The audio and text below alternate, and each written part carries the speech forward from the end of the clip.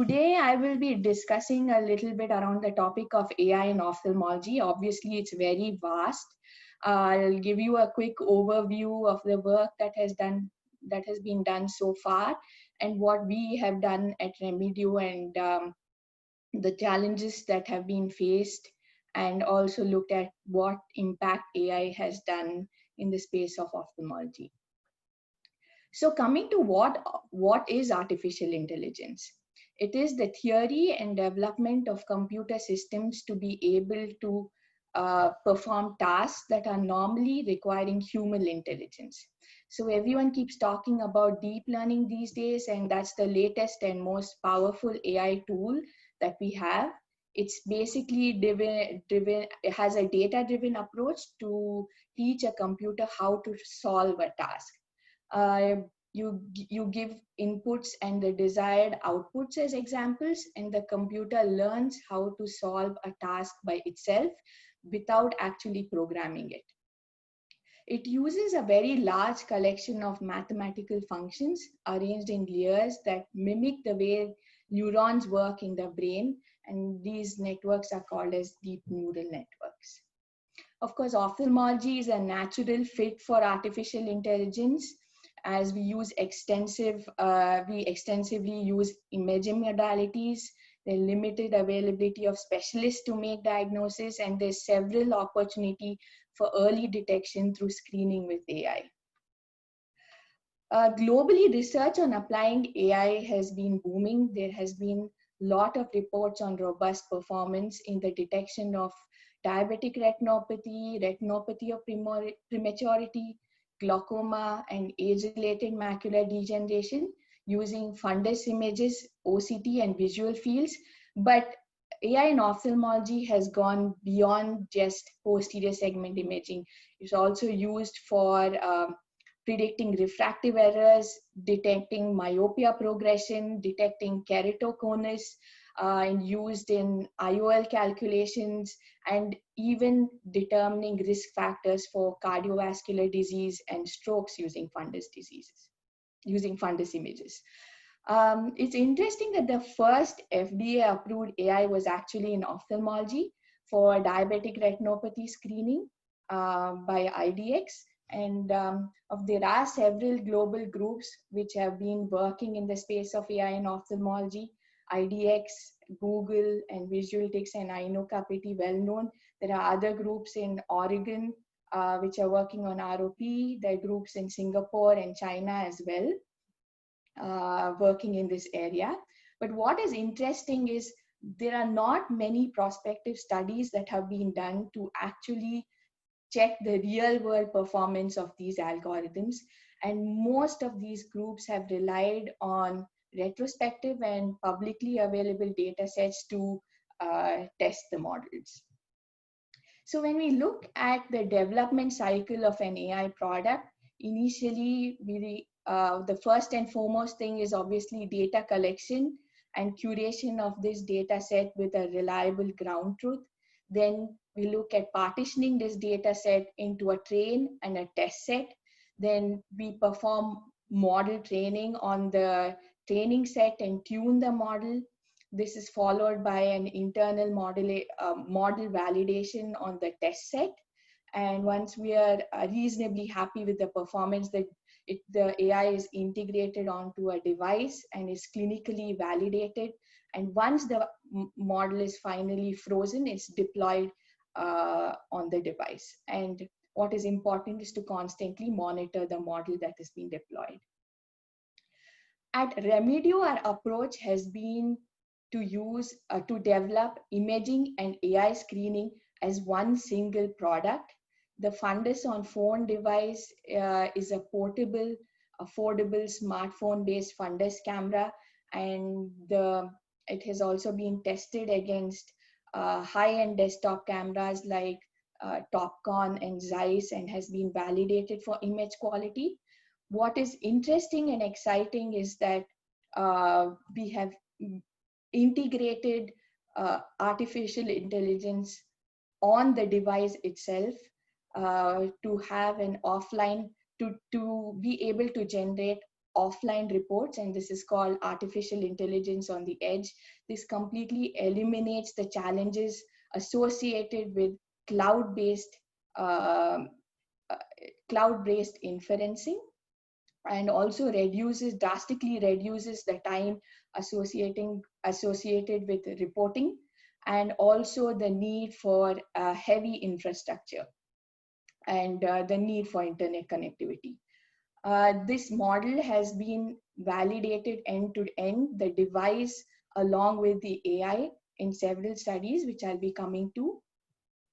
The Meteos AI, which is for screening for referable diabetic retinopathy, is now available with the Remedio Fundus on phone on the device itself, and it detects more than mild diabetic retinopathy or the presence of DME, and these cases are flagged as referable diabetic retinopathy. It is commercialized and it also has a CE marking, is available in Europe. It has been clinically validated in several prospective trials now, and not only in tertiary diabetes care centers, but also in opportunistic screening settings and population settings. And the AI has shown to have a performance which is beyond the FDA mandated endpoints for sensitivity and specificity. And the results have been published in JAMA and BMJ and even IJO recently. On top of the referable DR algorithm, we have developed an additional model to detect sight-threatening diabetic retinopathy. So any image that has been flagged as referable DR, then the STDR model kicks in to detect severe NPDR and above, and also detect the presence or absence of DME. This helps in triaging, and mainly for triaging and staging of disease.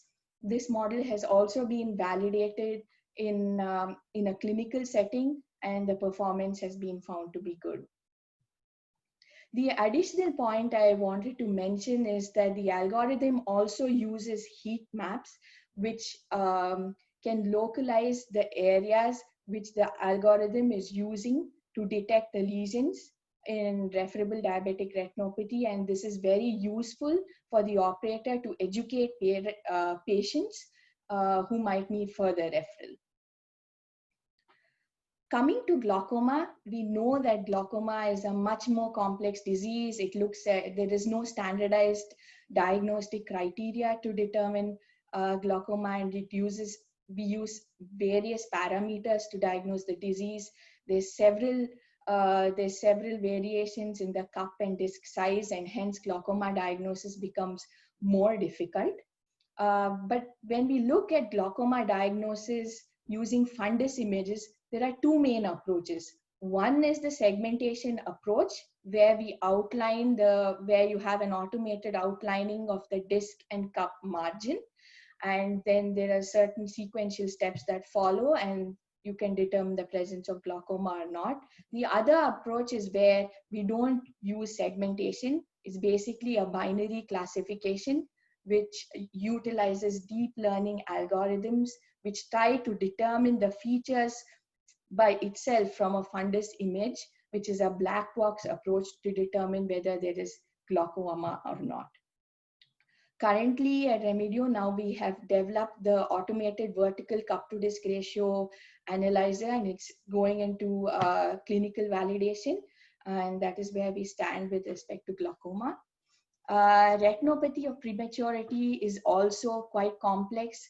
It has various stages, zones, and plus disease and variations in ROP, which make it a complex disease to determine. Here also, we have used more of a screening approach, which looks at a binary classifier in determining whether there's ROP present or absent based on the stage of the disease. Along with this, we are also in the process of building models that look at plus disease based on automated vessel segmentation and computer-based image analysis to determine vessel size, quantitatively measure vessel diameters for dilation, and as well as tortuosity. What is interesting is AI in ophthalmology is not just about detecting disease. We have looked at developing models for AI where it detects the right time to capture an image on our fundus on phone camera. Just showing you a video demonstrating this.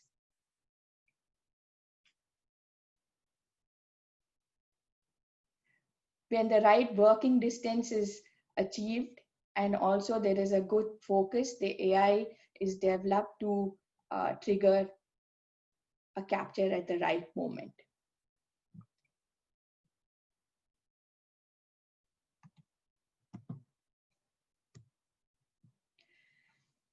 So the AI in ophthalmology can have tremendous impact. It can shift the healthcare system from treatment to prevention and eventually wellness, can empower primary care networks where AI can be provided as a screening service, and ophthalmologists and specialists will focus on detecting more complex cases and cases which are more treatment driven, and it can shift the focus back on family physicians and as well as general ophthalmologists. So AI can serve as a triaging tool and act as an aid in diagnosis for ophthalmologists and overall enabling efficient use of resources.